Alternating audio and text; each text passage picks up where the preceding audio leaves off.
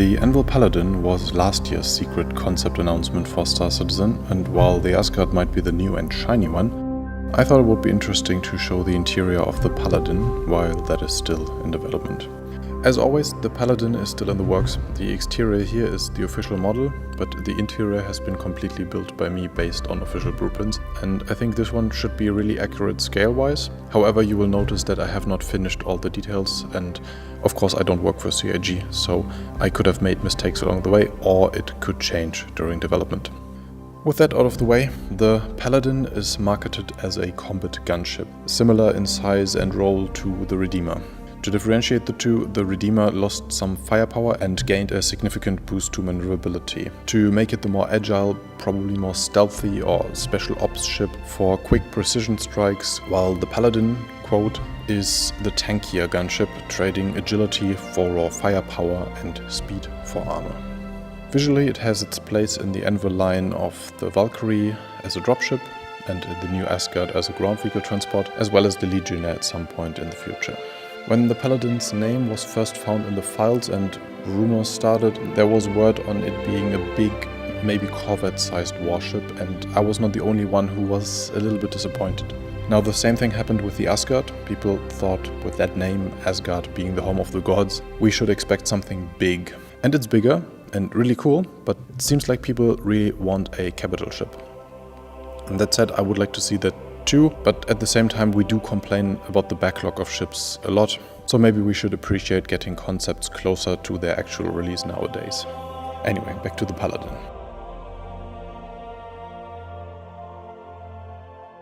This is the same haul I had the Galaxy in earlier this week, so it's bigger than you might expect. It's 53 meters long, designed for a crew of 4, has 2 dual-size 4s on the wings, 6 size 4 missiles, also wing-mounted, 2 rather small VTOLs compared to its siblings, but let me quote the Q&A again. The Paladin has enough VTOL power to handle adequately in atmosphere and maintain its position above targets, though compared to ships such as the Valkyrie it will be less agile.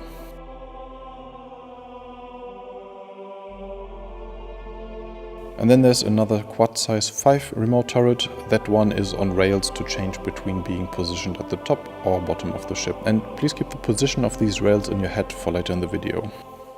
In the HoloViewer model on the website this was based on, there was a second entrance door on the starboard side of the ship, but it was later confirmed that the Paladin has only a single entrance.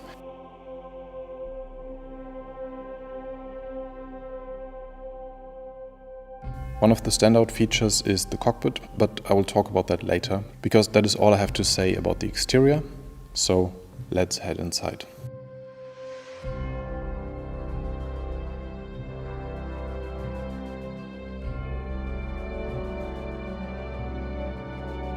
If you think these 11 stairs are a little much, wait for the inside.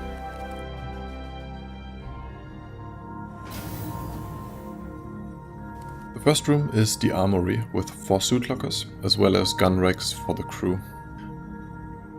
The back shows some kind of detailing that led many people to believe there was another door here, but lockers and racks were the only details mentioned by CIG.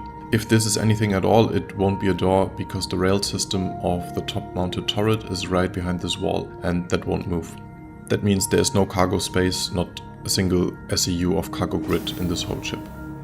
The next room is mainly for traversal. There is the stairway, maybe some component access here. In the center, one of the floor plates is marked with these yellow triangles, which led me to believe it might be a small cargo elevator, but that was never confirmed, and the statement that there is only one entrance likely means I was wrong. Behind the staircase is a little weird dead end with seemingly no functionality. When this first came out I thought this could be a second, maybe hidden exit and entrance, because the HoloViewer model has a second doorway on the opposite side, but both the Q&A and PDF brochure of the Paladin confirmed that is not the case. I still think it would be a better idea than letting that space go to waste, because as you can see the stairway is exactly in the center, therefore the asymmetrical design leaves quite a lot unused. I hope that gets some purpose, but let's carry on. Towards the front we have an alternative way up by this ladder, which I appreciate. It feels more suited than the staircase if you have to man those turrets fast. Speaking about them, to the front we have the 2 gunner seats. in what to me is one of the most iconic features of this ship, the open two-story cockpit. But let's talk about that a little more when we get to the top. Instead, let's take this moment to talk about all these stairs.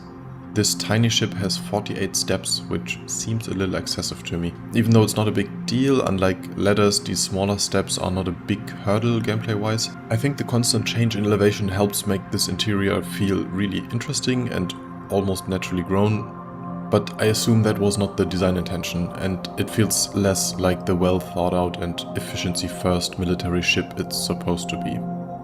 Worst offender for me is this dent here, where we go a handful of steps down and then right back up. And if you look at the cross-section, there's just nothing justifying this tripping hazard.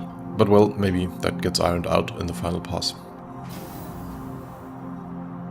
Let's head back and up to the second floor.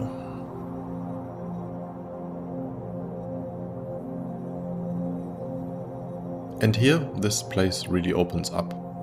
There's 5 doors branching from here, and then the room itself. Let's start with this right here next to the staircase. I don't really know what it is, and to me it was not clearly answered in the Q&A.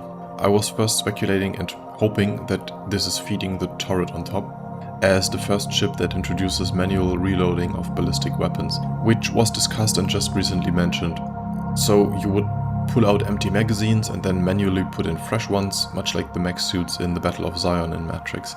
But this does not make a lot of sense here. First, you would have to reload from the stairs, which is terrible placement, and also by default this ship's guns aren't ballistic at all. The Q&A weirdly mentions that ballistic reloading still is planned in the future, but it evades answering if it will be introduced with this ship. Some speculated it's missiles, but the Paladin only has 6, and I already showed that they are on the wings. So maybe it's just decoration, we don't know yet. On the opposite side of the room we have this nice alcove with the dining table for 4 people, and then this 45-degree angled wall next to it, which I assume is a food dispenser, because the Valkyrie also has its food machine integrated into an angled wall. Opposed to that is a single but rather spacious restroom. Again, the stairway is centered, so you can tell from the size of this room and the angle of this wall that there is a bit of unused space here.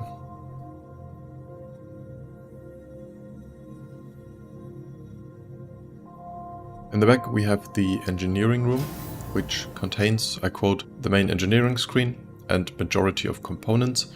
However, some components, such as the radar, life support and gravity generator, are located in other areas of the ship. All I have to add is that the back still has no door, as mentioned before, and that there won't be a cargo grid here either.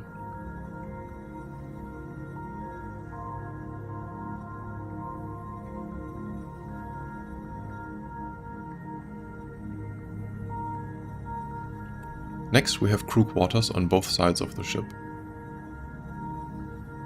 They each feature 2 bunk beds, which double as ejection pods, a small desk area, some seating, lockers for personal inventory, and lastly this wall, which does not seem to have a purpose, so it's where I put all my Patreon and channel member plagues.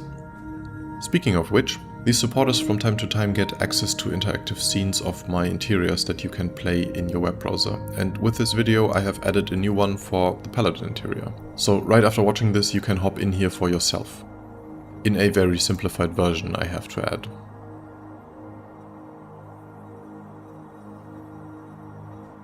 Okay, I do really like this space. This little change in elevation and the overall nested shape feels really cozy. Maybe even a little too big for a ship of this size and role. This feels like you could really live here for a long time. For example, it's a lot more personal space than you would get on a Polaris, and I'd expect you to be stationed there for much longer. I do have one major problem with this though. These rooms are mirrored not only on one axis, but on 2. And that not only means we create unused space again, it also means if you wake up in your bed, you have no idea which side of the ship you're on.